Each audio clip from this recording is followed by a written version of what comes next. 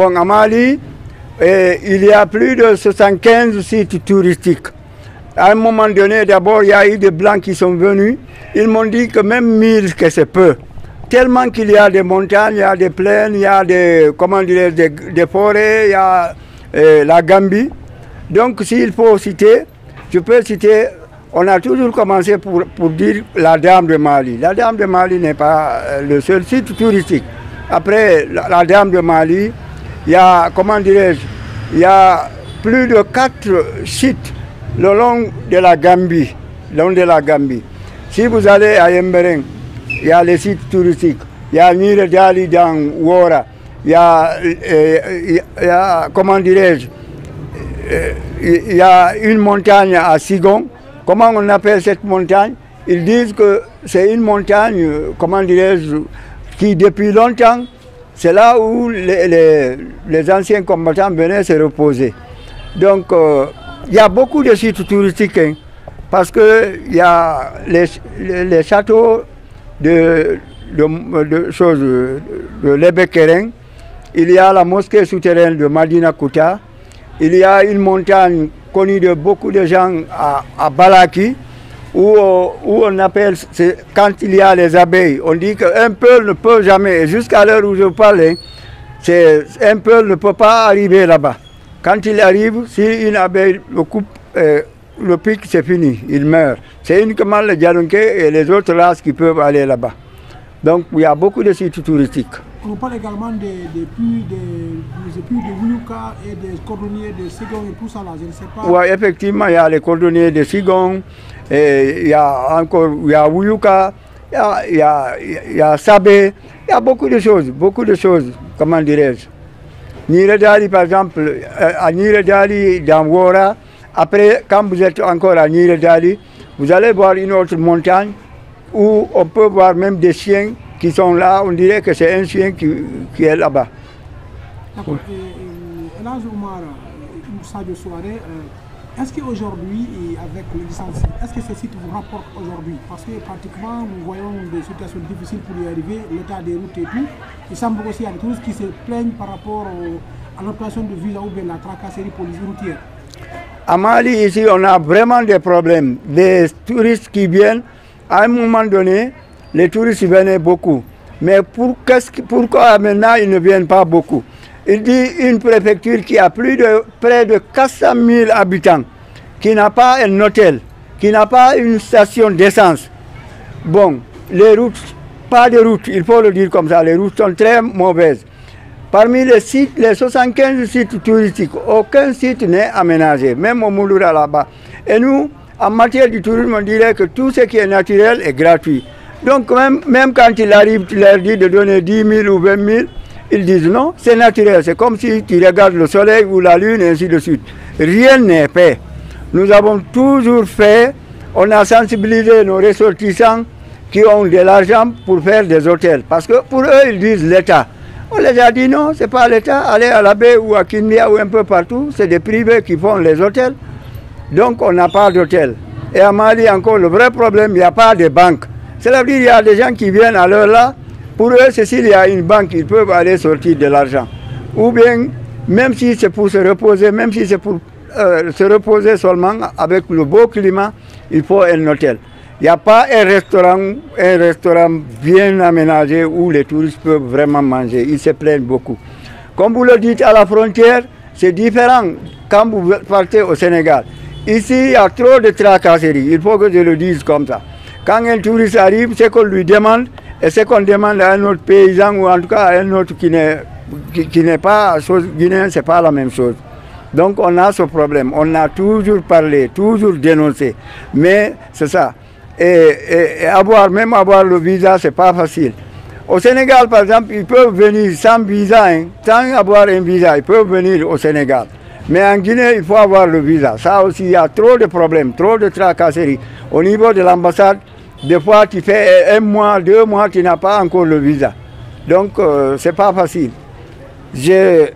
Comment dirais-je ici, on a ouvert ici, j'ai la liste de tous ceux qui sont venus depuis 2000 jusqu'à l'heure là.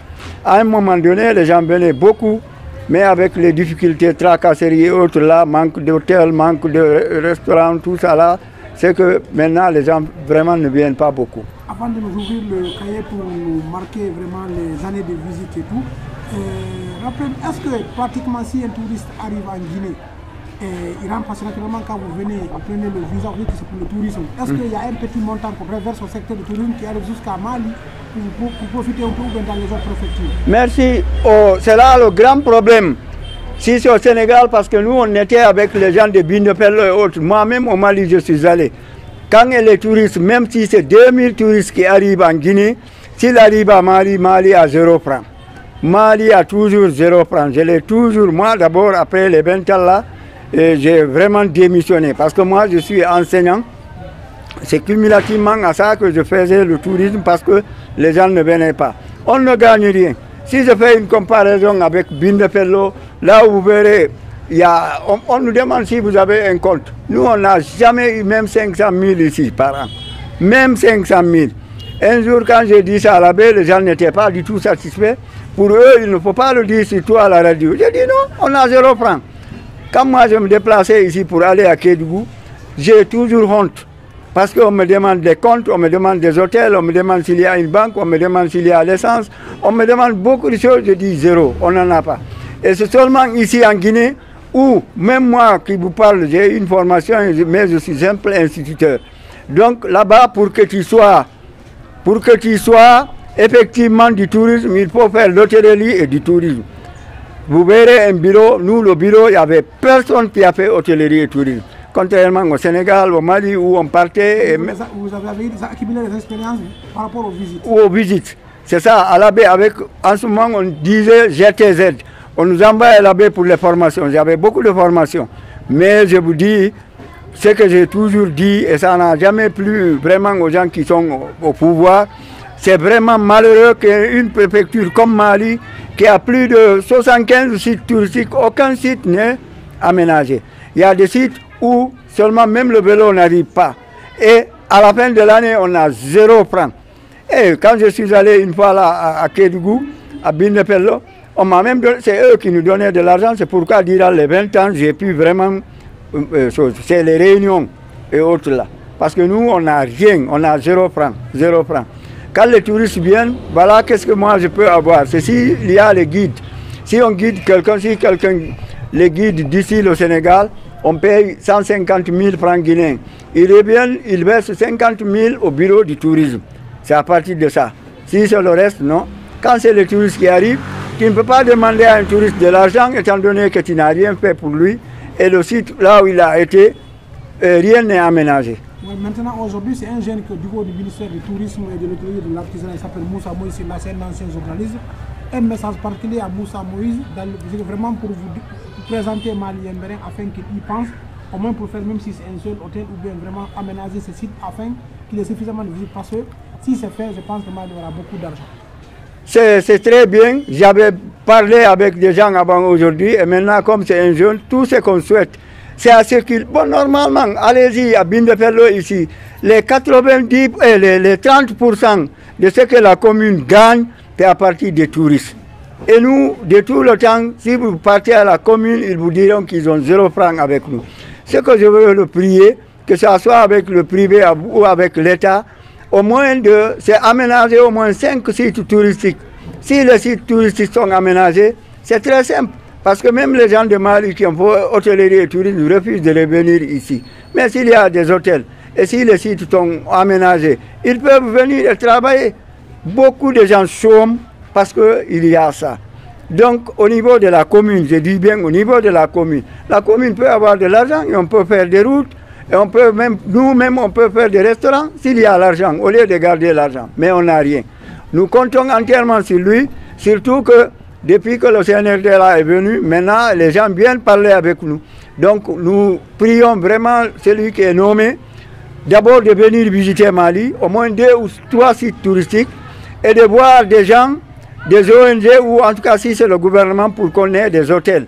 Parce que vous verrez même dans le lieu, le registre là, tous les gens qui viennent, ils se plaignent, il n'y a pas d'hôtel, il n'y a pas de restaurant, il n'y a pas de banque, il n'y a pas de station, il n'y a pas ça et ça et ça. Et cependant, il y a beaucoup d'artisans dans Mali. Beaucoup d'artisans. Parce que même le miel qu'on envoie au Sénégal, on dit que c'est le miel du Sénégal. Ce n'est pas le miel du Sénégal, c'est le miel de la Guinée. Mais tout ça là, tomates, pommes de terre, c'est la fête de la pomme de terre à l'heure là. Je vous dis, hein, vous verrez 3, 4 véhicules, grands véhicules qui envoient presque tous les jours de la pomme de terre au Sénégal. Et nous, il faut aller là-bas. On aurait vraiment souhaité que les touristes viennent, surtout que le climat est très favorable. Et puis Mali est très accueillant, on est très accueillant. C'est ce que vous verrez dans le registre. Tous les gens qui viennent, ils disent qu'ils sont bien reçus. Revenez-nous sur un peu la liste des visites de l'an 2000 en même temps, si vous avez la liste. Vous pensez, il semble que ça baisse. L'an 2000 en même temps, ça ne fait que baisser. Merci. Je veux vous dire, si vous voulez, vous pouvez même prendre la photo. Hein. En 2000, comment dirais-je, l'année à laquelle on a eu beaucoup de touristes, c'est seulement, comment dirais-je, et en 2007, 2008. Bon, et ça aussi, bon, ok. En 1999, on a eu que 28 touristes qui sont venus et qui ont accepté d'être enregistrés. En 2000, on a eu 60. En 2001, on a eu 107. En 2002, on a eu 218. 2003, 286. 2004, on a eu 398. En 2005, on a eu 1155. 2006, on a eu 843. 2007, on a eu 1208. En 2008, on a eu 1342. Voilà ce qui m'a vraiment découragé quand je suis allé à Kédougou. Je leur ai dit, il y a eu 1346. Ils m'ont demandé, tu as gagné combien? J'ai dit 0 francs. La commune a gagné combien? J'ai dit 0 francs. Non, tout c'est ce qui fait que depuis 2000, finalement, comme je suis retraité, j'ai préféré vraiment abandonner. Parce que dire à l'événement là, partout... Continue à lister. Bien.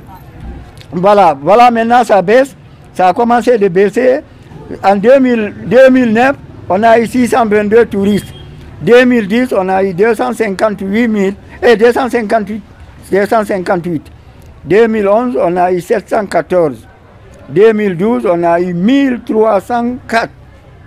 2013, 837. Bon, 2014, on a eu 396. 2015, on a eu 21. Et 2016, on a eu 198.